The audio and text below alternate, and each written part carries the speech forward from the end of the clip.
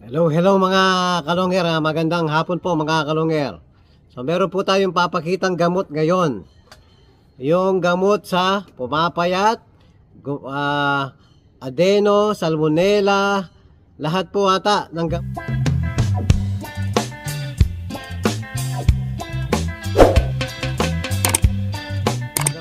Halos ng gamot natin ito mga kalongger. So ito pong gamot na to, matagal na natin gamit mga kalongger.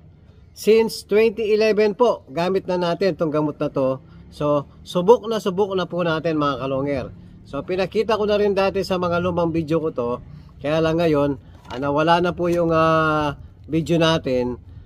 So, uulitin ko lang po mga kalongger para po makatulong sa mga kapwa natin pansier na hindi nakakaalam sa mga gamot, sa mga sakit pala, kagaya ng yung sobrang magana po ng one eye cold mga kalongger.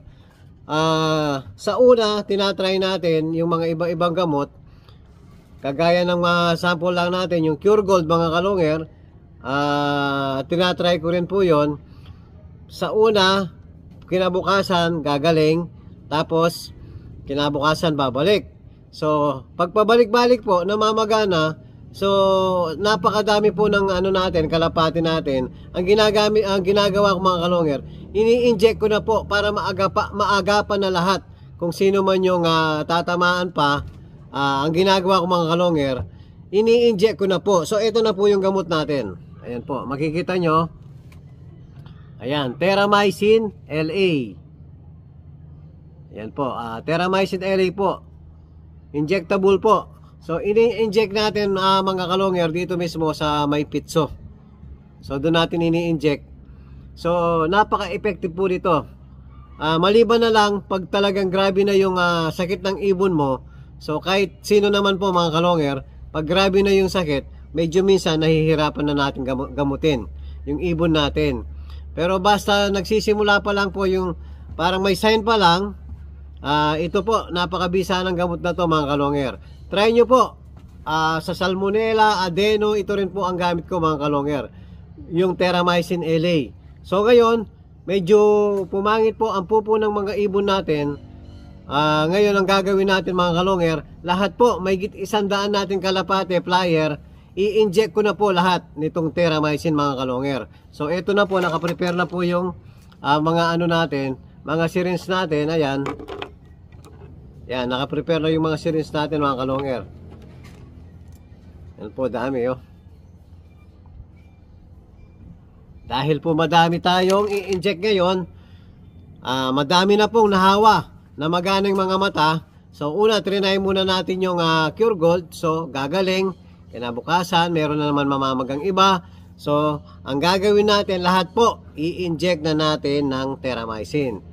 So, papakita natin mga kalongger kung paano gagamitin ang Terramycin. So, papakita ko po sa video mismo, mag-i-inject tayo actual para makita po ng mga kapwa natin pansier. Para po makatulong sa inyo mga kalongger. Lalo na pag karera na po tayo, nakakarera na po tayo, napaka-importante ng gamot na to mga kalongger. So, sishare ko lang po kung sino lang po ang gustong gumaya o gamitin ang gamot natin. Ito po, i-share ko lang mga kalongger. So ito, papakita na natin mga kalongger ang pag-inject natin sa mga warrior natin mga kalongger. Hello mga kalongger. Ayan po, papakita natin yung mga warrior natin. So meron na naman tayong good news mga kalongger. Siyempre, Monday ngayon, nakabalik si Blue Bar White Feather mga kalongger. Nasaan si Blue Bar White Flight? Nasaan ka? Nasa yung asawa mo, Pencil? Kanina, nakita ko na. So, eto po, ayan. Yan, sagad ang itsura, malungkot. Yan, kasama sa i-inject natin yan mga kalongger. Lahat po, mai-injectan yan mga kalongger. So, uunahin na natin na inject si Blue Bar White Flight.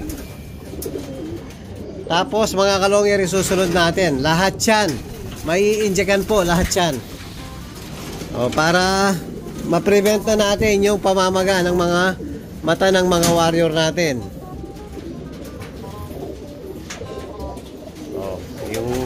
Yung una, pangalawa, tsaka pangatlo. O, yan po lahat. So, ihintay lang natin si Kiyo de Pogi para may katulong po tayo dito sa pag-inject sa mga warrior natin, mga kalonger. So, happy na naman tayo, mga kalonger, dahil nakabalik si Blue Bar White Feather. Ayan, kompleto po yung mga warrior natin. Kompleto pa rin, 5 pa rin. So, bibigyan pa natin isang chance si Blue Bar White Flight. So, pag hindi po nakauwi o nakapag-clock sa next Sunday, pero sana makauwi siya. Pag hindi siya nakauwi, atras na, mga kalonger. So, ibig sabihin, naging mahina na yung ibon natin dahil nga may nararamdaman kasalukuyan yung mga ibon natin. Buti nakakauwi pa yung mga natin, mga warrior natin na nakalaban kasalukuyan. Ayan si Pato 1K. Very good ka. First bird natin kahapon. So, hintayin na natin si Kiyo de Pogi para ma-inject na natin yung mga warrior natin, mga kalonger. Hello mga kalonger. Dahil po medyo mahaba ang karayom natin, so ayan, pagbasta nyo po, nilagyan natin ng stopper. So, pinutol ko po yung takip ng karayom. So, ayan po, nakikita nyo, hindi ko masyadong matutok yung camera dahil nagbe-blurred po. Ayan po, igagalaw ko. Ayan, yung 1/4 lang po yung pinalabas natin karayom. Kahit paano natin iturok, kahit diretso natin iturok, natin diretso sa pitso. Ayan. Yan po, sasampulan ko na kayo, mga kalonger. Sandali, papakita na natin. So, eto na po, mga kalonger. Papakita na po natin actual. Kahit diretso natin iturok. Ayan, pakita mo kay. Basta iwasan lang po natin, mga kalonger. Meron kasi sa mga sa pitso, meron mga maliliit na gabuhok na ugat. So, iwasan natin yung gabuhok na ugat, iwasan natin tamaan para hindi po dumugo. So, kailangan malinaw ang mata natin. So, inject natin kahit diretso lang. Tapos, bawas tayo ng 20. So, 0.2 lang po, mga kalongyer. Ganyan lang po. O, yan, diretso lang. So, ano kasi to, mga kalongyer? 100 to. Bali 5 ibon to. Tag 20 lang sila, mga kalongyer. 0.2 lang. Ayun, nakaisa na tayo. Yan, no? Yan na, iba din yung kulay, no? O, next. So, ayan, mga kalongyer, may gitsandaan yung i-inject natin ngayon. Napakadami po, mga kalongyer. So, hindi naman natin lahat papakita sa video. Magtatagal po tayo. Habang masyado yung video natin. Ayan. Yan, oh, ganda na laman. Ganda na laman, no? So, iwas lang po yung ugat na maliit. Diretso lang po, ayan, oh. Diretso lang yung pag-inject, mga kalongyer. Napakasimple lang po. Saka walang bugbog. Hindi bubukol. Kasi pag in-inject mong pa-islant, yung gamot po, bubukol lang po. Mag-i-stack sa balat. So, kailangan diretso lang. Kaya may stopper yung natin, kaya may stopper yung karayom natin para kontrolado yung lalim ng pag-inject natin. Ayan po, mga kalongyer. Next. So, papakita lang natin yung unang 5 lang, mga kalongyer. Magkapatid. Yan, magkapatid. Pares, Grisel. So, ito, malaking tulong to sa mga kapwa pansier natin, mga kalongyer. Tutok ko sa video, okay? Pakita mo. Yan. Iwas, iwas yung kabuk na 40. O, pangatlo na to, pangatlo. Saka iwas din sa daliri. Iwas tusok sa daliri daw kay Kiyo de Pogi. Baka tamaan natin yung daliri ni Kiyo de Pogi. Siya yung sabagay, mas gagaling para mawala yung sakit ng paa ni Kiyo de Pogi. Ito ba hindi kumakain dati? Ito ba nagay? Yan, malinaw naman yung video natin. Hindi ko nabigyang markings para sana... para alam natin, no? Ayan, pang-4 na ibon. Ganun lang po kadali. Tapos bawat na inject natin, hinihiwalay natin doon sa labas, mga kalongyer.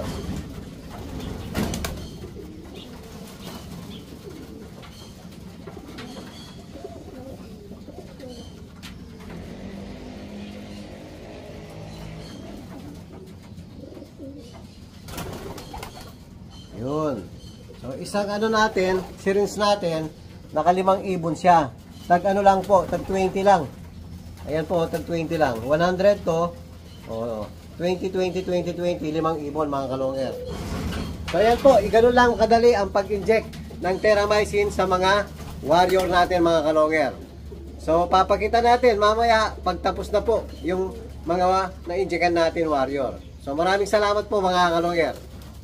Ayan po mga kalonger, natapos na natin lahat. Na-inject yung mga warriors natin. May git 100 po mga kalonger. So may git 1 oras kami ni Kuya Dipogi nag-i-inject. Ayan po mga kalonger. Natapos na natin yung mga warrior natin. So inuulit ko po, napakagandang gamot. Try nyo po mga kalonger. Lalo na sa mga pumapayat na ibon. Ayan, sa Going Light, napakabisa po ng gamot na to. So, titignan natin yung resulta mga kalonger. Kung mawawala ba yung mga maga ng mga mata ng mga warriors natin. Tsaka yung ibang malulungkot. Para maagapan na po natin lahat mga kalonger. Ayan po yung update natin sa gamot na Terramycin LA. At kung bago pa lang kayo sa aking channel, huwag kalimutan mag-subscribe, like and share at pagpindot na rin po yung notification bell, pati na rin po yung all para updated kayo sa mga bagong video natin. So yun lang po mga kalonger. Maraming salamat po. Keep safe and God bless.